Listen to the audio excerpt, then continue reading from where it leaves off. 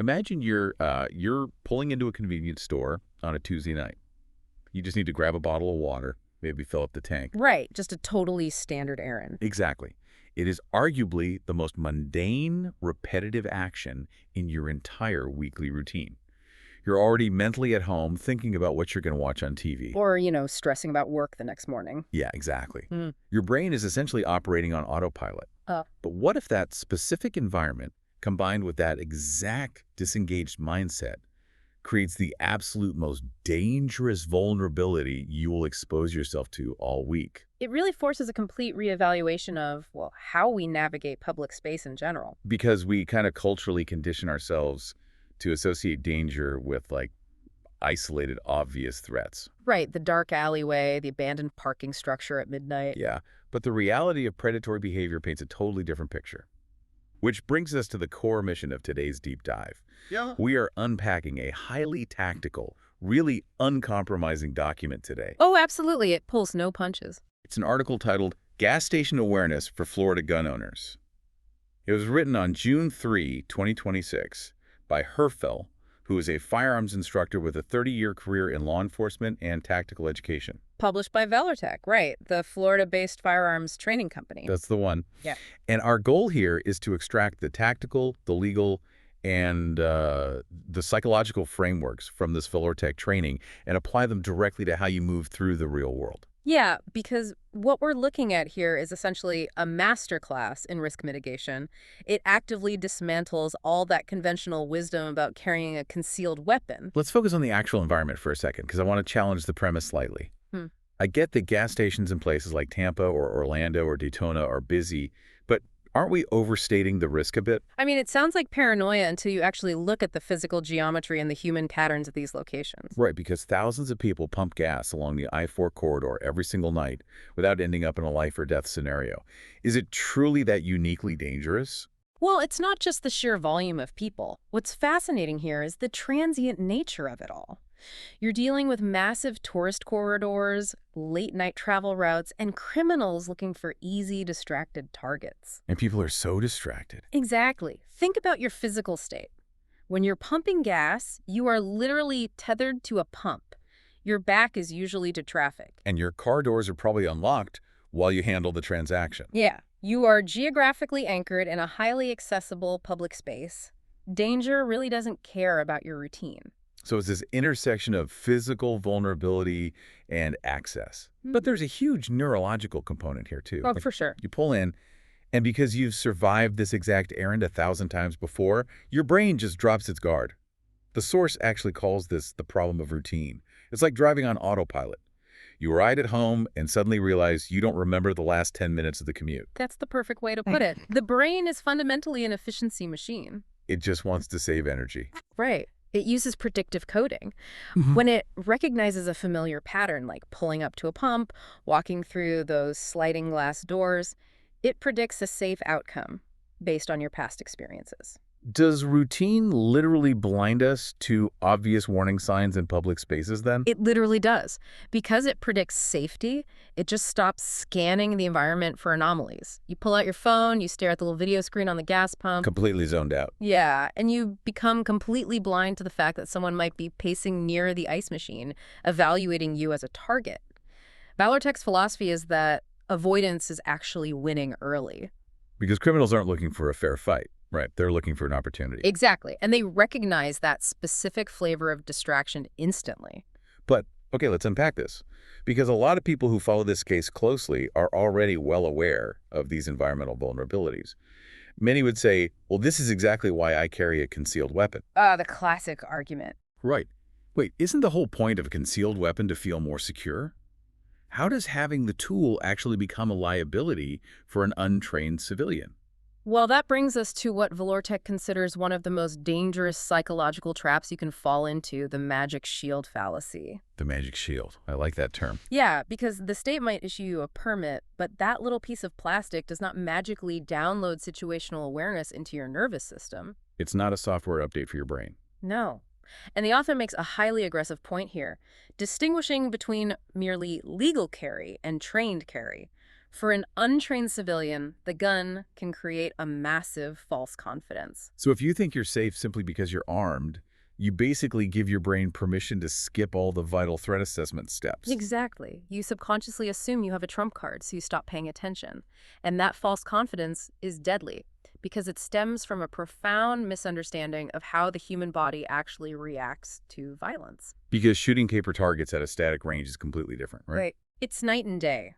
Standing at an air-conditioned gun range on a Saturday is a fine motor skill exercise. Surviving a chaotic, close-quarters ambush inside a convenience store is a sympathetic nervous system event. Wait, let's unpack the mechanics of that. What actually happens to a person physically when that routine errand suddenly turns into a violent threat?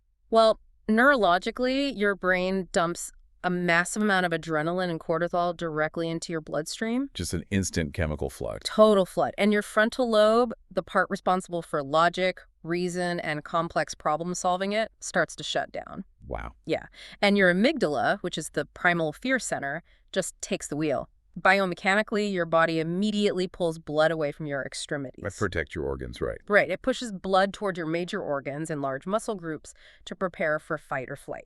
Meaning you literally lose the fine motor skills in your fingers. You lose fine motor skills, you experience auditory exclusion where you literally stop hearing sounds and your vision tunnels. So that complex, multi-step holster release, you practice perfectly under zero stress. Your hands might literally not know how to operate it when your heart rate spikes to 160 beats per minute and someone is screaming in your face. That is terrifying. It is. If you haven't trained your brain and body to process that specific type of neurological overload, introducing a firearm into the chaos might just escalate a bad situation into a fatal one. So if the gun isn't a magic shield, and it might even amplify the danger unless you have elite training, what actually protects you? The physical and mental actions you take before a threat even emerges? Which means true defense is entirely preventative. 100%. Valortech treats personal defense as a proactive lifestyle. The defensive problem starts way before you even open your car door.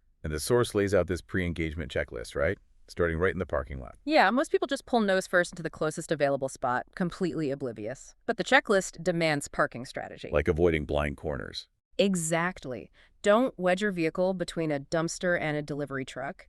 You have to park in a way that preserves your mobility where you can easily leave. Because if you pull in and realize things feel hostile, you need to just put the car in drive and go. No three-point turns. Right. And to know you need to evacuate, you have to actually be looking, which targets the ultimate distraction, the smartphone. Oh man, the smartphone. Walking from your car to the store entrance is the transition zone. It is the absolute worst time to be looking down at your screen. Because pulling your phone out drops your eyes, your posture slumps, and you are universally broadcasting that you're disconnected from reality. You're practically wearing a sign that says, "I'm not paying attention." This sounds like treating a trip for a Slurpee, like a high-stakes game of chess. Mm-hmm. You're analyzing the entire board before you even make your first move. I mean, kind of. Yeah. And if we connect this to the bigger picture, presence changes how people read you. Most defensive failures begin with delayed recognition.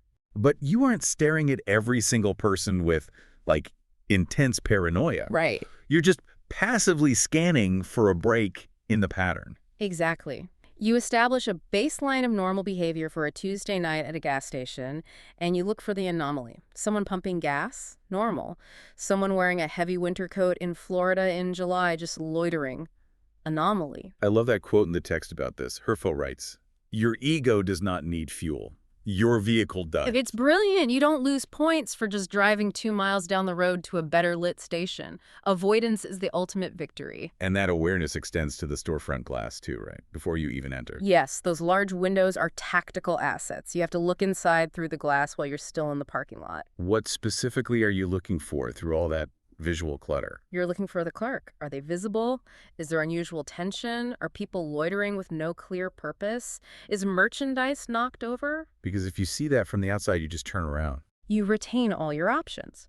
But if you walk blindly through the doors, you cross the threshold, and the dynamic fundamentally shifts. Right. So let's say you've done the assessment.